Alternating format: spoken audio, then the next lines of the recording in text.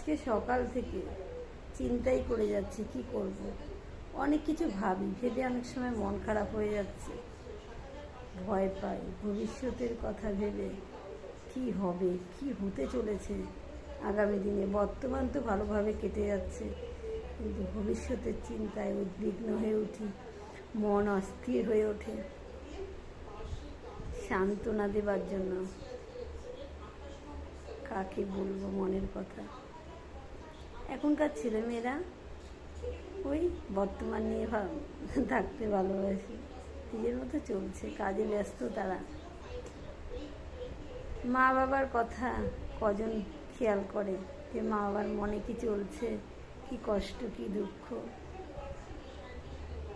আসলে ওরা ওদের কাজকর্ম নিয়েই ব্যস্ত থাকে।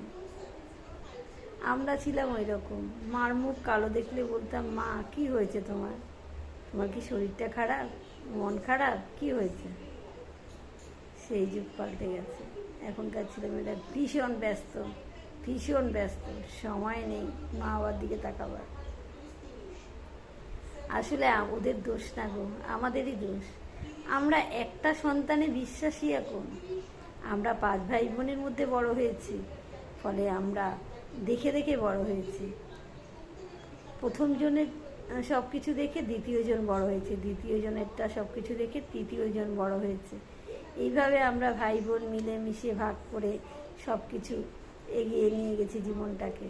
কিন্তু ওরা তো কিছুই দেখেনি, ভাই বোন ভাগ করা, সুখ দুঃখ ভালো মন্দ কিছুই দেখেনি। ওরা শুধু পেয়ে এসছে। মা বাবা যেভাবেই হোক একটা সন্তানের সব চাহিদা পূরণ করি আমরা, ফলে ওরা স্বার্থপর হয়ে ওঠে। ওরা বুঝতে চায় না মা বাবার দুঃখ কষ্ট।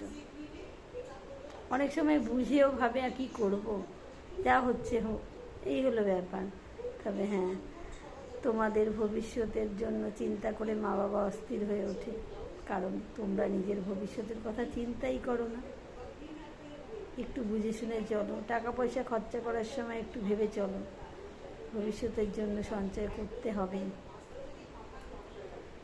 অযথা বেকার পয়সা নষ্ট করো না। হ্যাঁ, যদি সেই পয়সাটা তুমি কাউকে সাহায্য করার জন্য খরচা করো, তাহলে ঠিক আছে, ভগবান তোমার পাশে থাকবে। তো অযথা অতিরিক্ত জামা কাপড় পোশাক কিনে পয়সা নষ্ট করা একদম ঠিক না। অনেক ব্যাপার আছে যেগুলো তোমাদের জানতে হবে, শিখতে হবে। আর তোমাদের কথা ভেবেই কিন্তু মা বাবারা অস্থির হয়ে পড়ে। জানি না তোমরা কোনোদিন মা বাবাকে বুঝবে কিনা, যতটা আমরা বুঝেছি আমাদের মা বাবাকে। তবু এই ভগবানের কাছে প্রার্থনা করি, তোমাদের ভালো হোক, তোমাদের মঙ্গল হোক, তোমরা ভালো থেকো, এটাই আমাদের শান্তি। আর আমাদের মনে যে চিন্তা ভাবনা, ভয়, অস্থিরতা, সবই তোমাদের ঘিরে। বোঝো বা বোঝো না, কিন্তু এটাই সত্যি। মা হোক, বাবা হোক, তখন হয়তো বুঝবে। সময়ে বোঝা উচিত, তাহলে আমরাও তো দেখে যেতে পারবো যে তোমরা বুঝতে পারছো আমাদেরকে। ওটাই আমাদের আত্মার শান্তি দেবে।